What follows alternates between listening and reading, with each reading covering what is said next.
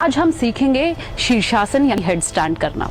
काफी लोगों के लिए एक बहुत ही चैलेंजिंग आसन है, लेकिन लगातार प्रैक्टिस से और कुछ ये ड्रिल्स जो अगर आप करते रहें तो आप जल्द ही इसमें महारत हासिल करेंगे। तो आइए देखते हैं कि कैसे हम पहुंच सकते हैं शीर्षासन तक। लेकिन उससे पहले मैं आपको बताऊंगी कि शीर्षासन के फायदे क्या क्या हैं। जब आप अपने सिर पर खड़े हो जाते हैं तो आप ग्रेविटी यानी गुरुत्वाकर्षण के फोर्स को उल्टा कर देते हैं। इसकी वजह से खून जो है आपके दिमाग तक ज्यादा मात्रा पर पहुंचने लगता है, आपकी याददाश्त तेज होती है, टेंशन कम होती है और आपके चेहरे पर एक नई कांति आती है।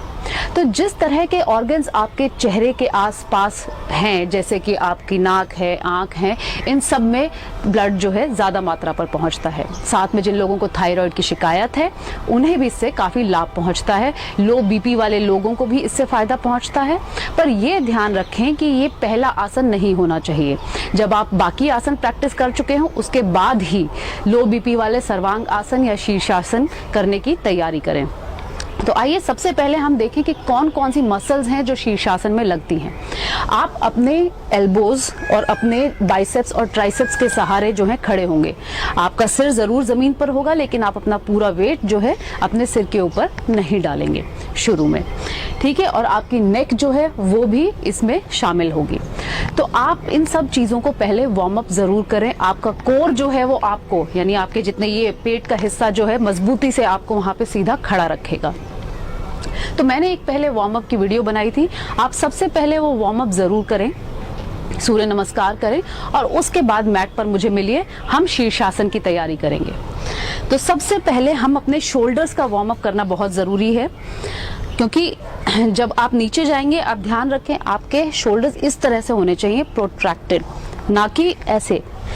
आपके कान के करीब ना जाएं शोल्डर्स और आपके कान के बीच में डिस्टेंस बना रहना चाहिए। तो इसकी प्रैक्टिस हम कैसे करेंगे? Plank position. कुछ लोग प्लैंक फुल पैरों पे जाके इस तरीके से भी करते हैं। देखिए मेरे कंधे इस तरीके से झुके हुए नहीं हैं, मेरे कंधे पूरे बाहर निकले हुए हैं इस प्रकार से। तो आप कोशिश करें, शुरू में हम करेंगे अपने हाथों, अपनी एल्बोज के ऊपर, कोहनियों के ऊपर प्लैंक। तो अपने हाथों को इस प्रकार से आप पकड़िए। डिस्टेंस आप कैसे मेंटेन करेंगे, आप कितनी दूर अपनी कोहनियों को रखेंगे। तो इस प्रकार से आप नीचे जाइए और यहीं पे अपनी कोहनी को खोल लीजिए और इस प्रकार से अपने हाथों को एक दूसरे में क्लैस्प कर लीजिए। इसके बाद हमें जो दूसरा काम करना है वो ये पता होना चाहिए कि हम सिर का कौन सा हिस्सा, ये हिस्सा हम जमीन पर रखेंगे। हम अपना फोरहेड यानी कि माथा नहीं रखेंगे, ना ही हम ये हिस्सा जमीन पर रखेंगे। खैर वो बात की बात है। आइए हम सबसे पहले आते हैं प्लैंक पोजीशन में। इस प्रकार से आपने कोहनियों से अपना डिस्टेंस मापा कि कहाँ पर आप कोहनियाँ रखेंगे। अपने हाथों को मजबूती से पकड़ लीजिए और अब हम आएंगे प्लैंक में। अपने पैर ऊपर, शोल्डर्स बाहर और आपके हिप्स नीचे नहीं हैं, आपके हिप्स भी ऊपर हैं। अब काउंट करेंगे हम 1 2 3 4 5 6 7 8 9 10 11 12 13 14 15 16 17 18 19 20 21 22 23 24 25 26 27 28 29 30। हाँ, एक्सहेल और इस प्रकार से बालासन में अपने हाथों को आगे की ओर एक्सटेंड करते हुए, बढ़ाते हुए आराम करिए।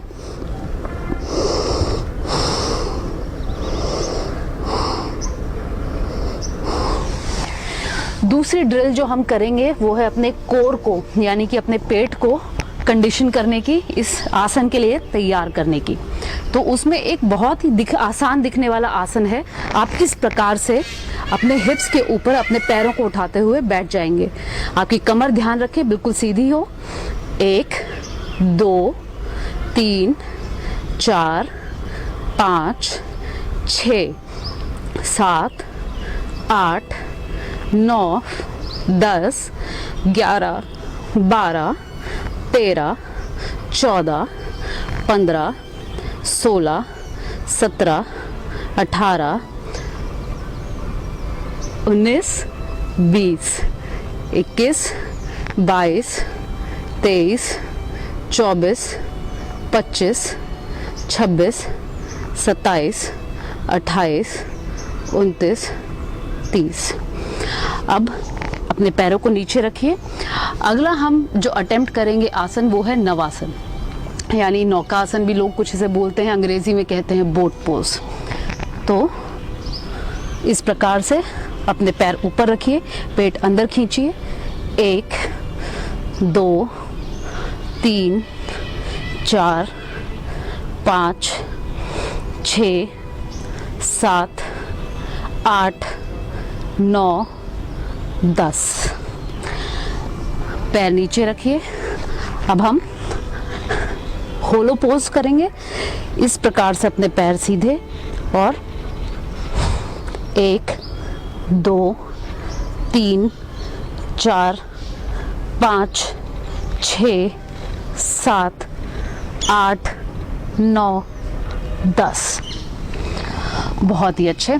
अब हम बाकी ड्रिल्स करेंगे। थोड़ा अपने सिर के ऊपर आप जो है खड़े होने की कोशिश करिए, देखिए आपको बैलेंस मिलता है कि नहीं।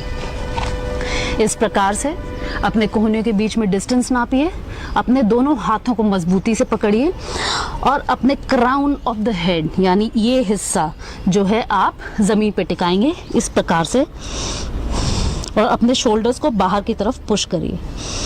सांस छोड़ते हुए अपने घुटने जमीन से ऊपर उठाइए और जितना आगे आप वॉक कर सकते हैं आ जाइए।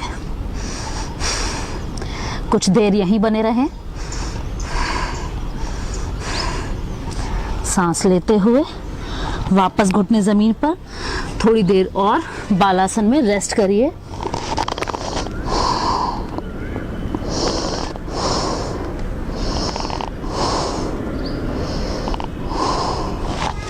फिर से अपने दोनों कोहनियों के बीच में डिस्टेंस नापिए, अपने दोनों हाथों को कस के जकड़िए और अपने फोरहेड को ज़मीन पे लगा दीजिए।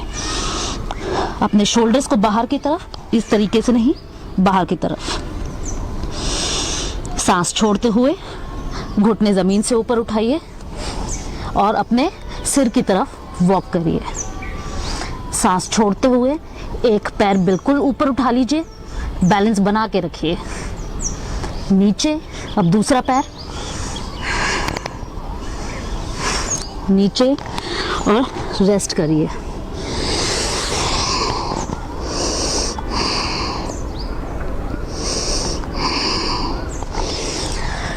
अब अगर आप एक पैर उठाने के बाद बैलेंस अपना बना पा रहे हैं तो अब हम कोशिश करेंगे दूसरे पैर को भी ऊपर उठाने की। आइए, फिर से अपने कोहनियों के बीच में डिस्टेंस इस प्रकार से बनाइए। अपने दोनों हाथों को आपस में जकड़िए। पुश योर शोल्डर्स आउटसाइड, मतलब आपके शोल्डर्स जो हैं, आपके कंधे इस प्रकार से होने चाहिए, मजबूती से टाइट करिए इनको। अपने सिर को इस प्रकार से नीचे रखिए। सांस छोड़ते हुए घुटने ऊपर और अपने सिर की तरफ वॉक करिए। सांस छोड़ते हुए फिर से एक पैर उठाइए, दूसरा उठाइए। अगर आप उठा पा रहे हैं तो हाफ शीर्षासन, हाफ हेड स्टैंड में यहां तक आ जाइए।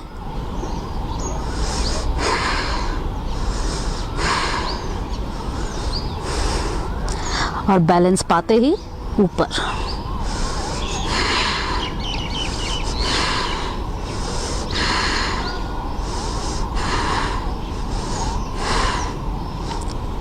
सांस छोड़ते हुए नीचे, बालासन में रेस्ट करिए।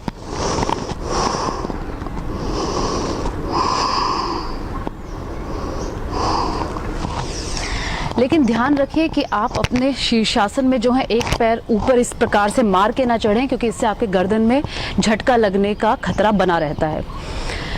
एक ये शीर्षासन है, दूसरा आप एक और सलम शीर्षासन की कोशिश कर सकते हैं करने की, जिसे हम अंग्रेजी में बोलते हैं ट्राइपॉड हेड स्टैंड। इसमें आपके हाथ और आपका सिर जो है एक तरह का त्रिकोण बनाते हैं और ये मुझे लगता है कि करने में थोड़ा आसान हो सकता है। तो इस प्रकार से अपने दोनों हाथ मजबूती से नीचे रखिए और अपने सिर को यहाँ जमाइए, सो दैट एक त्रिकोण बन जाए इस प्रकार से। सांस छोड़ते हुए सिर जमीन पर, सांस लीजिए, सांस छोड़ते हुए घुटने जमीन से ऊपर उठाइए और अपने पैरों को अपने सिर की तरफ लेकर आइए। अब कोशिश करिए अपने घुटनों को इस प्रकार से कोहनी पे रखने की। कुछ देर तक यहाँ बने रहें, सांस छोड़िए और बालासन में।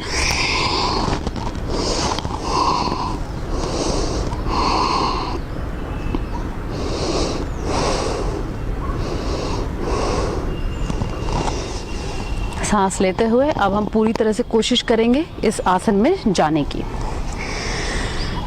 जब आपका सिर नीचे की तरफ हो तो कोशिश करिए आप अपने हाथों से इस प्रकार से पुश करें, पुश पुश पुश।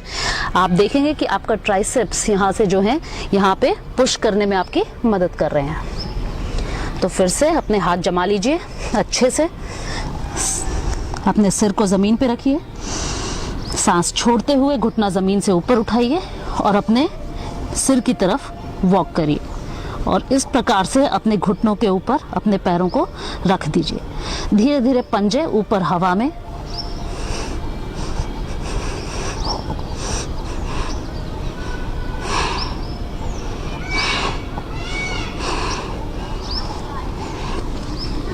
सांस छोड़ते हुए जमीन पर और बालासन में रेस्ट करिए।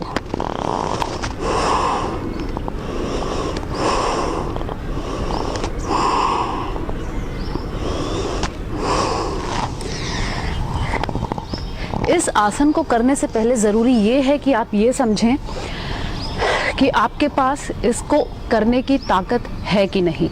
क्योंकि अगर आप बिना ताकत अपनी या बिना कंडीशनिंग किए, बिना प्रैक्टिस किए अगर आप इस आसन में जाते हैं तो आपकी गर्दन जो है इसमें चोट लग सकती है और ये एक लंबे समय के लिए आपको योगा ना करने के लिए आपके कारण बन सकती है। तो मेरा सुझाव यही रहेगा कि आप धीरे धीरे अपनी जो ड्रिल्स मैंने बताई हैं, अपने कोर के ऊपर प्लैंक है, नवासन है, ये सारी ड्रिल्स धीरे धीरे करते रहिए और इससे जो है आपके पास ताकत आएगी। कुछ लोग वॉल का भी सहारा लेते हैं, अच्छी बात है, शुरुआत में वॉल का आप सहारा ले सकते हैं, लेकिन मैं सुझाव यही दूंगी कि आप यहाँ पर आइए, क्योंकि आप गिरेंगे तभी आप और भी ऊपर उठ पाएंगे। क्योंकि आपने सुना ही होगा, गिरते हैं शहसवार ही मैदाने जंग में, वो तिफ़्न क्या गिरे जो घुटनों के बल चले। तो इसीलिए आप प्रैक्टिस करते रहिए, इसी प्रकार से आगे बढ़ते रहिए और हम आपसे फिर मिलेंगे इसी चैनल पर एक नए योगा अभ्यास के साथ। नमस्कार।